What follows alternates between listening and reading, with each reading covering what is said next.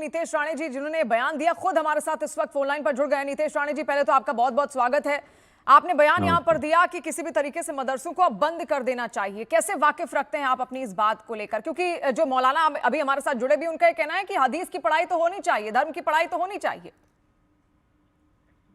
पढ़ाई और शिक्षा की को कोई रोकने की कोशिश नहीं कर रहा है, मगर पढ़ाई और शिक्षा के नाम पे अगर आतंकवादियों को सहारा देना, आतंकवादियों को बढ़ावा देना, और ऐसे बहुत सारी उदाहरणें हैं जहां मदरसाओं के नाम पे ये सारी चीज़ों को प्रोत्साहन देने का काम बहुत बड़े पैमाने पे हर जगह होता है।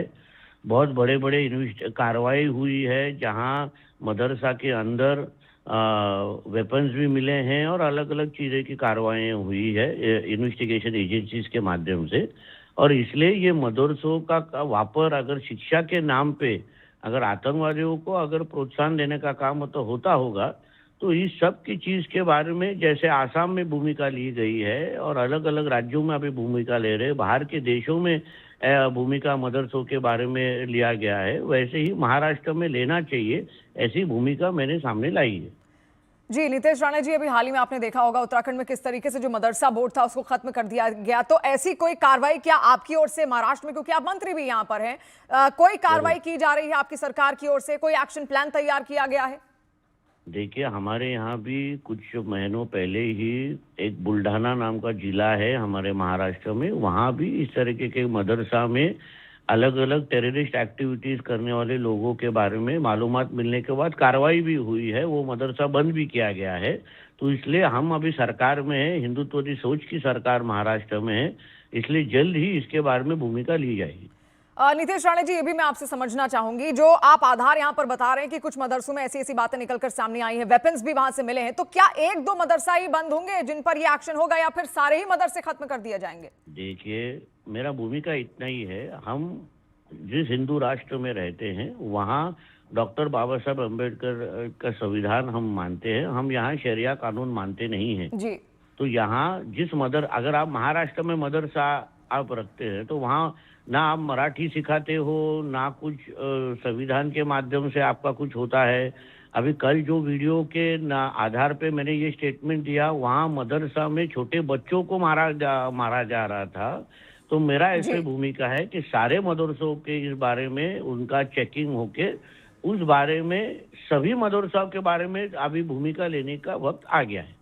तो क्या एक ही मदरसा बंद किए जाएंगे या सारे ही पर आप एक्शन लेंगे? ये मेरा एक आखिरी सवाल आपसे मैं यहाँ पर पूछ रही हूँ, मैं बार-बार क्योंकि जो मौलाना यहाँ पर है मदरसा जी नीतेश जी, जो मौलाना यहाँ पर हमारे साथ जुड़े, उनका ये कहना है कि जो धर्म जो है यहाँ पर है, धर्म जिस तरीके से पढ़ाई उसकी होती है वो मदरसों में ही हो सकती है, उनका ये मानना है। तो फिर वो पढ़ेंगे कहाँ पर? जो धर्म की पढ़ाई है वो कहाँ पर करेंगे? मगर बाकी के जो बच्चे हैं वो तो स्कूलों में जाके पढ़ाई करते हैं ना, तो बाकी के बच्चों से कुछ कोई अलग बच्चे हैं क्या?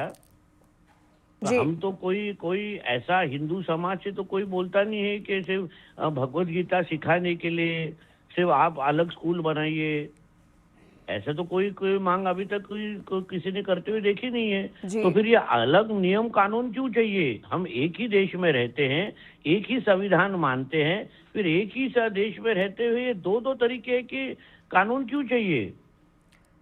जी, बहुत शुक्रिया। सभी बच्चे, जब 90% बच्चे जब स्कूल में जाके सभी के साथ पढ़ाई करते हैं, सभी जैसे ही शिक्षा लेते हैं, तो फिर ये अलग क्यों चाहिए? जी। और धर्म के नाम पे अगर आपको उसके अंदर बहुत सारे, अभी आपने भी टीवी चैनल पे बताया, हमें महाराष्ट्र में बहुत मालूमात है कि जब भी मदरसों का इस्तेमाल आतंकवादियों को अगर मदद करने के लिए किया जाता है तो फिर ये गलत है ना। कल राष्ट्रीय सुरक्षा के बारे में भी ये प्रॉब्लम हो सकता है जी। तो इस बारे में तो भूमिका लेना अभी जरूरत हो गई है और इस बारे में महाराष्ट्र सरकार बहुत सीरियसली सोच रही है। जी, यानी कि एक एक्शन यहाँ पर तैयार किया जा रहा है। बहुत शुक्रिया नीतेश राणे जी हमारे साथ जुड़ने के लिए यहाँ पर, और महाराष्ट्र मंत्री थे उनको आप यहाँ पर सुन रहे थे। गुलाम हाफिज साहब हमारे साथ हैं, मुस्लिम स्कॉलर भी यहाँ पर है। गुलाम हाफिज साहब, आपने बात यहाँ पर सुनी होगी नीतेश राणे जी की, आपसे समझना चाहेंगे, उनका कहना है कि जब सब बच्चे स्कूल जा रहे हैं तो फिर मदरसे के बच्चों को स्कूल जाने में क्या दिक्कत है? वो क्यों नहीं स्कूल जा सकते? मदरसे अरबी शब्द हैं, उसी को इंग्लिश में स्कूल कहते हैं। पहले तो नीतीश राणे जी को ये शिक्षा ग्रहण स्वयं कर लेनी चाहिए कि भाषा का अंतर है, सेटअप अलग है।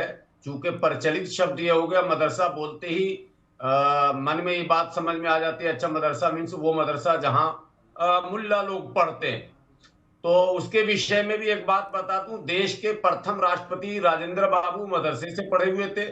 देश के प्रथम शिक्षा मंत्री मौलाना आजाद मदरसे से पढ़े हुए थे। क्या ये वो दोनों आतंकवादी थे क्या? एक बात। दूसरी बात, अहम बात, कि ये अभी बंसल साहब ने जो फेक खबर आपके पास दी है, दसियों हजार पुजारी पकड़े गए हैं बलात्कार में, दसों हजार पुजारी आतंकवाद में पकड़े गए, तो क्या ये मंदिर में ताला लगवाएंगे क्या? लिस्ट इनको भी हम भेजवा देंगे, इन्होंने भी आपको कहा लिस्ट भेजवा देंगे। प्रसिद्ध साध्वी जो जेल भी रही और संसद भी बनी, वो भी आतंकवाद में पकड़ी गई थी, तो सारी साध्वी को बंद कर देंगे क्या?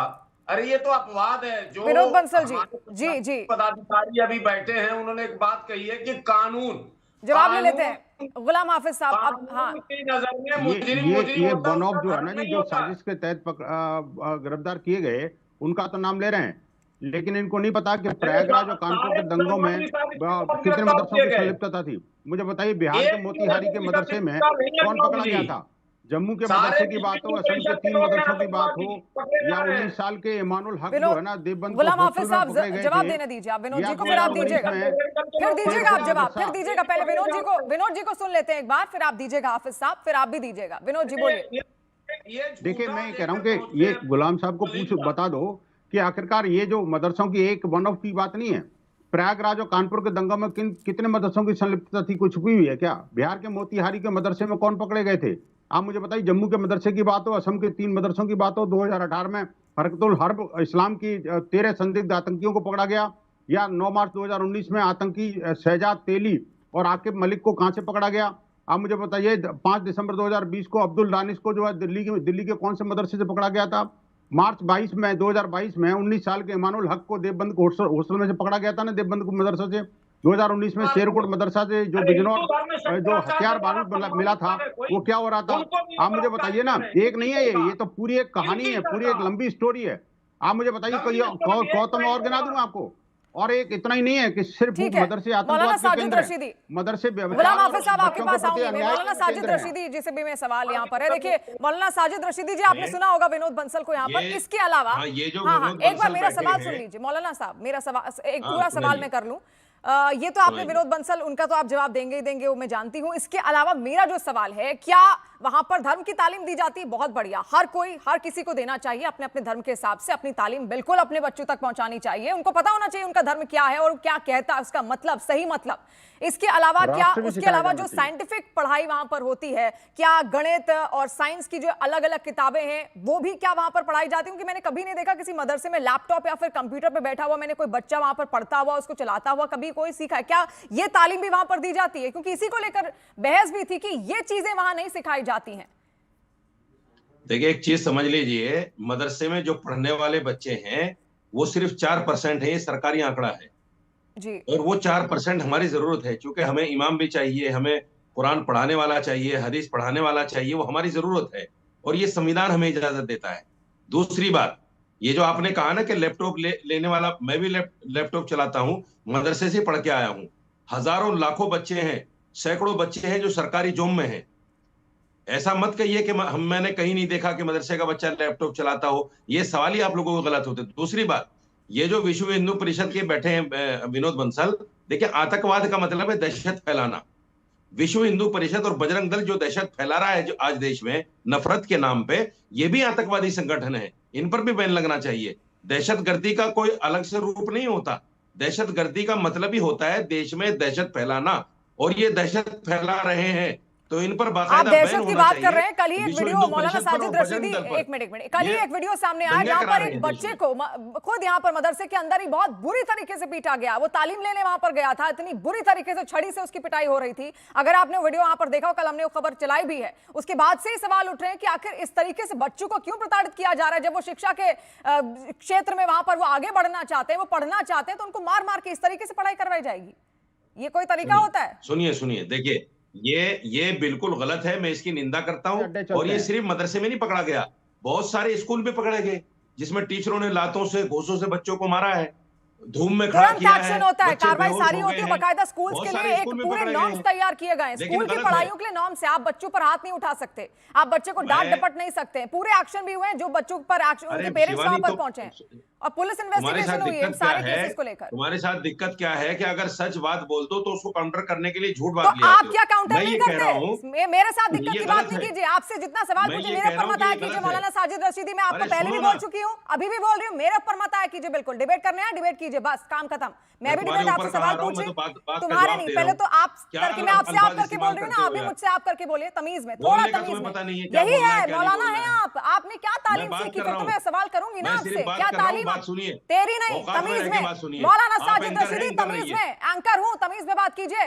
नेशनल हाँ, टीवी पे एंकर हो तो एंकर ही रहकर तो बात करो। एंकर होके ही बात कर रही हूँ, तो तमीज भी मालिक आपको बनने सिखा की रही हूँ। बात अगर ना मुझसे करो। बदतमीजी करेंगे, हमें तेरा डांटने तू डपटने तेरा, की आप बात अपने ना घर करो, में हमारे कीजिएगा, मालिक नहीं हो मेरे तुम। साथ नहीं। बिल्कुल ये हम मौलाना एग्जाम देने नहीं बैठे साजिद तुम्हारे रशीदी पास। जी, तमीज में, एकदम तमीज में। विक्रम सिंह के आप पास, एंकर ठीक है, हो, आप रहने एंकर दीजिए। रहो। एंकर ही हूं मैं, और आप भी अपने मौलाना है, मौलाना गिरी में ही रहिए, उतनी ही तमीज में बात कीजिए, उससे फालतू फालतू नहीं।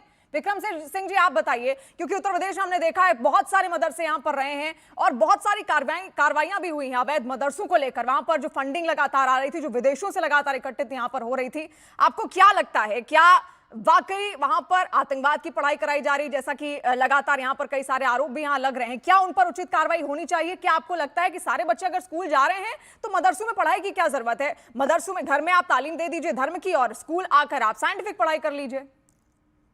शिवानी जी ध्यान से सुने, अभी हम सब लोग यही कह रहे हैं कि मेरी कमीज तुमसे ज्यादा सफेद है। सवाल यह है कि एक समस्या है, और भारत में ही नहीं पूरे विश्व में एक समस्या है। रेडिकलाइजेशन एक समस्या है और पूरे विश्व की समस्या है, उत्तर प्रदेश और भारत की ही नहीं है। अगर जैसे कि अगर कहते चरमपंथी घटनाओं का अगर आप विश्लेषण करें जो कि हुआ है, तो आप देखिएगा कि कहां से सर्वाधिक मात्रा में चरमपंथी कहां से निकल रहे हैं, इनकी खेती कहां हो रही है। अगर जहां से निकल रहे हैं तो ये आपको देखना पड़ेगा क्यों निकल रहे हैं, वहां की तालीम, तरबियत और रेडिकलाइजेशन में क्यों वहां पे जा रहा है। मैं फिर कहूंगा, मेरा किसी से घोर विरोध नहीं है, और एक निर्णय आपके शो में आज हो जाए। आपने एक नमूना, एक ट्रेलर भी देखा था शिवानी जी, कि जरा सा कोई बात आ गई तो हम तू तड़ाक पे उतर आए, ये दिखाता है। और तू तड़ाक दरअसल मेरी मोनोपोली है। बिल्कुल, ये समझना यहाँ पर बहुत जरूरी भी है।